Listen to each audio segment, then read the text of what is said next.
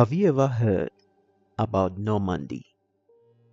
Well, in our episode today, we try to pinpoint some important facts that happened in this wonderful city. June 6, 1944, in Normandy, France.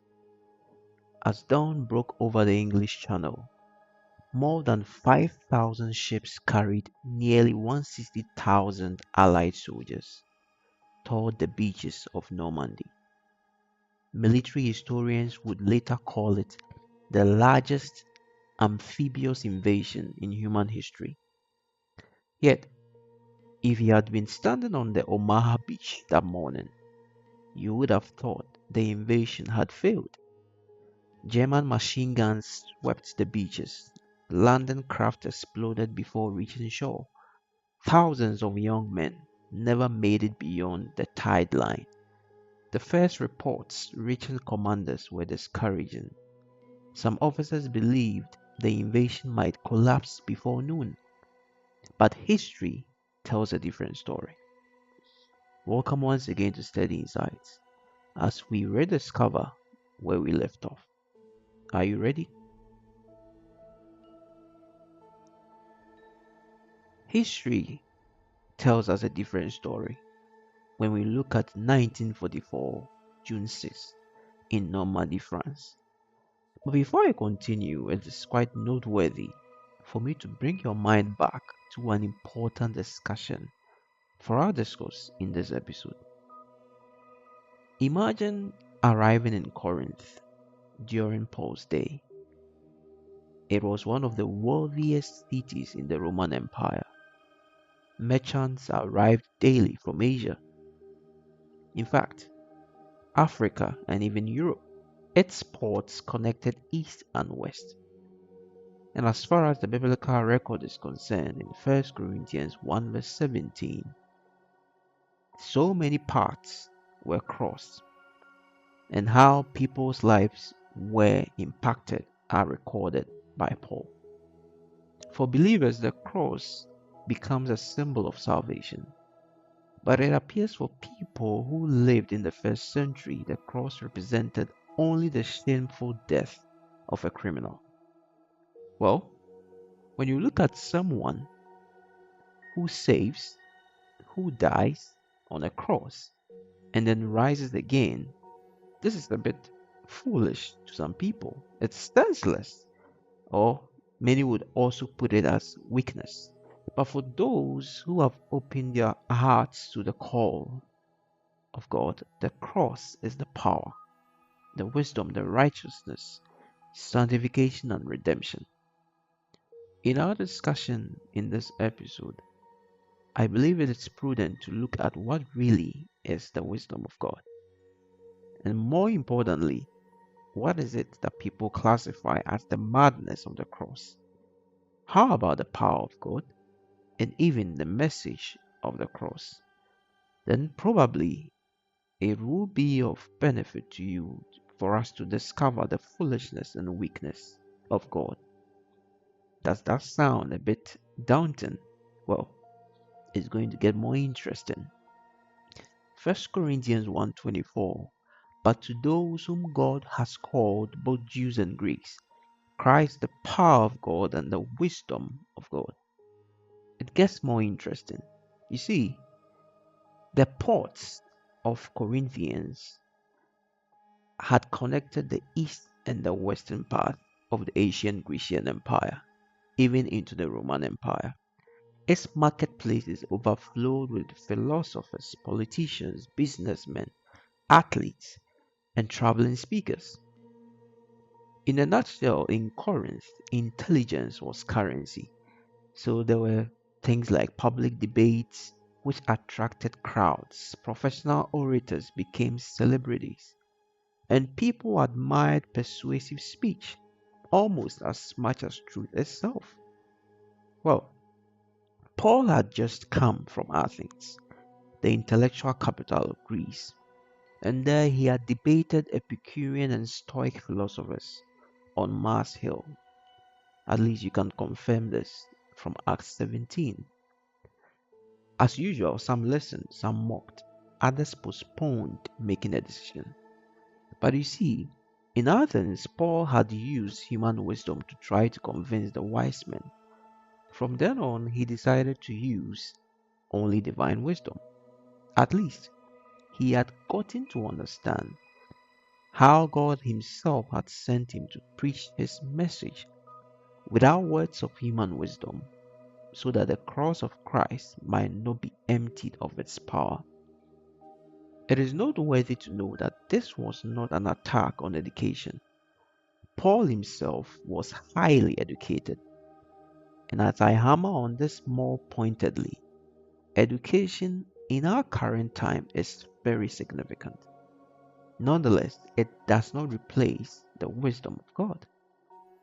In fact, in Paul's time, education was a recognition that no amount of intellectual brilliance can save a sinner. To even recognize this is a big step in education itself.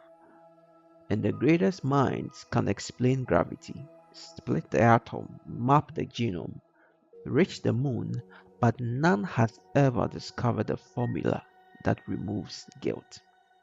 It is only the cross that does that. So Paul used to ask, what is the divine wisdom? Well, we need to know. He is asking us the divine wisdom he preached. Then these are the answers. It is Scripture's greatest paradoxes. You see, the wisdom of God, contrary to human logic, consists in saving believers through the foolishness of preaching. Yes, it casts aside the understanding of the wise and actually makes foolish the wisdom of the world. You'll be a bit mesmerized to understand that contrary to all human logic, God's wisdom actually consists in saving believers. He chose what human beings would never have chosen. Not an emperor, not an army, not political revolution, neither is it philosophical brilliance, but a crucified Savior. You see, the Greeks built marble temples to celebrate wisdom. The Romans erected triumphal arcs to celebrate military power.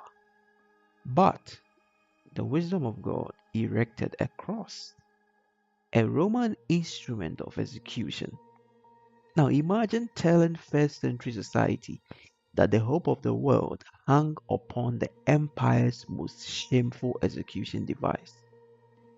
This really sounds foolish and absurd, which brings us to Paul's next point. What does Paul imply? The madness of the cross. Paul says in 1 Corinthians 1:23, but we preach Christ crucified, a stumbling block to the Jews and foolishness to Gentiles. Paul repeatedly uses one Greek word, the word moria, which means folly, absurdity, foolishness, or madness. In essence, Paul clearly distinguishes several places where he actually uses the same word. In fact, 5 times in the book of 1 Corinthians alone. In 1 Corinthians 1:18, he uses the word moria. The message of the cross is foolishness to those who are perishing. He again uses the same term in the 21st chapter. Then, in the 23rd, more so in the 2nd chapter, then finally in the 19th verse of 1 Corinthians chapter 3. But the question is, why? Well, because that is exactly how the ancient world viewed crucifixion. Roman citizens were normally exempt from it. The philosopher Cicero declared that the very word cross should remain far from the lips of respectable people. It indeed represented humiliation, failure, shame, and the lowest possible death. But more importantly, Paul understood this. In fact, the cross is foolishness to those who are lost, to those who do not know God, to those who only think about this world, to those who are governed only by their own wisdom. But think about the contradiction. You see, the Greeks searched for wisdom, the Romans admired power, the Jews expected a conquering Messiah. Instead, God offered a crucified Messiah, and no wonder why they called it madness. Yet, the cross is a blessing for those who are saved. That is, for those who are willing to see the cross from God's point of view and not man. Faith changes perspective. The cross has not changed, the observer has. And let me just give you a suspense. Do you know that scientists often speak about perspective? Viewed from Earth, the sun appears to move around us. But when it's viewed from space, we realize that the Earth moves around the sun. The fact never changed. It is only the viewpoint that changed. The cross works exactly the same way. Seen from human pride, it appears weak, but when it's seen from heaven, it is the greatest demonstration of power ever witnessed. Now, let me try and decipher what the power of God really is.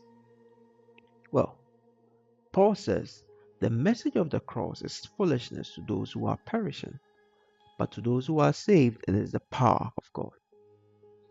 Power is usually measured by domination, at least in the context of this world. Armies, weapons, money, influence, political control. But the divine measures power differently. You see, Paul contrasts them beautifully. The worst of man. In the eyes of man, the cross is madness. It is rejection. It is self destruction. It is perdition. But that instrument, the cross, is actually the best of God. Well, because it is that which shows the power of God's love. It is that which shows how God accepts the fallen race. It is that which shows clearly the forgiveness God exhibits. And it is where we actually realize salvation. At Calvary, humanity displayed its deepest hatred. At Calvary, God displayed his deepest love. Humanity nailed him, God forgave them. The nails did not reveal God's weakness, they revealed his choice. Wow. So clearly, those who reject the cross reap the consequences of their actions, and unfortunately, will ultimately be destroyed by the one they rejected. The power of God shown on the cross is able to reconcile everyone to God when He forgives our sins. And that is real power. It is not forcing obedience, it is creating reconciliation. And that is why I always try to remember this old military saying: winning the war is more important than winning the battle. Well, how do you understand this? On Good Friday, Satan believed he had won the battle. Well, on Easter morning, God revealed he had already won the war. And that brings me to the message of the cross. For since in the wisdom of God, the world through his wisdom did not know him, God was pleased through the foolishness of what was preached to save those who believe. And I asked myself, why is preaching the message of the cross foolishness at all? Perhaps we also tend to ask the same question. Well, for the Jews who were expecting a Messiah, they were actually contemplating that the Messiah would deliver them from Roman oppression. And unfortunately, when Jesus announced that he was going to be crucified, even his own disciples were horrified. Moreover, for a Jew, a man hanging on a tree was a person cursed by God. You can confirm this in the 21st chapter and the 23rd verse of Deuteronomy. More so, for a Gentile who wasn't even respecting the Redeemer, the conclusion was the same. The cross is madness. How could you die on the cross? However, for the angels, the message of the cross was something entirely different. Jesus, whom they had known in heaven, allowed himself to be killed out of love for a race that had rejected him. And this is the perspective Paul wanted to convey through his message. Wow. There is no argument that supersedes this message of the cross in favor of love. Now, probably there is another iota of God, something I fear to say, but for our discourse, it's imperative I describe it that way: the foolishness and weakness of God. You see, Paul closes with a breathtaking irony.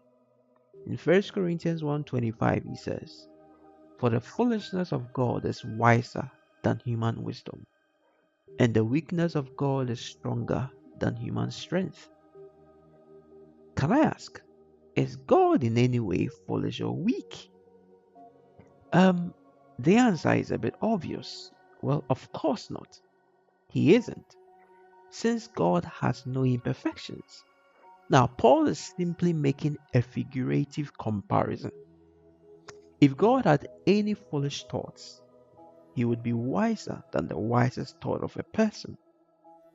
Or if there were any weak arguments in God, even if and only if, they would be much stronger than the strongest human arguments.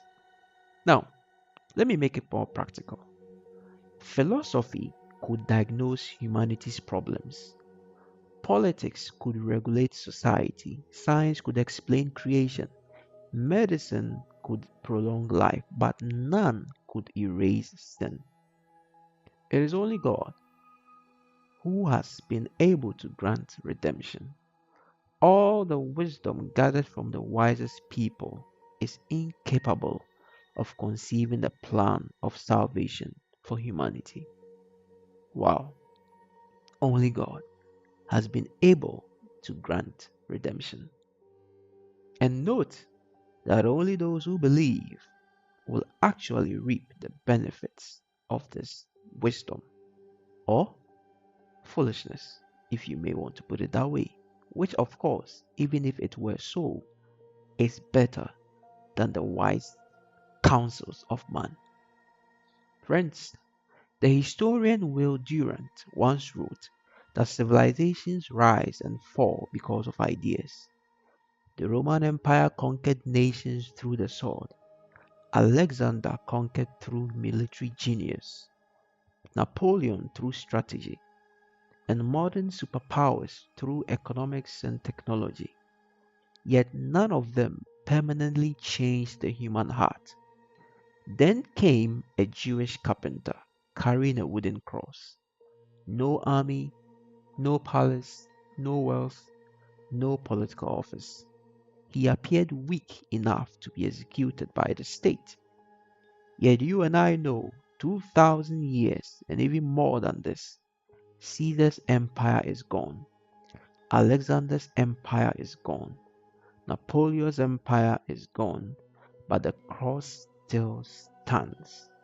And not because it made sense to human wisdom, but actually because what looked like weakness was, in reality, the infinite wisdom and irresistible power of God. And that is Paul's invitation to every generation. Do not merely look at the cross through the eyes of history, look at it through the eyes of heaven. For there on a hill called Calvary, apparent defeat became eternal victory. The question is, do you have this victory?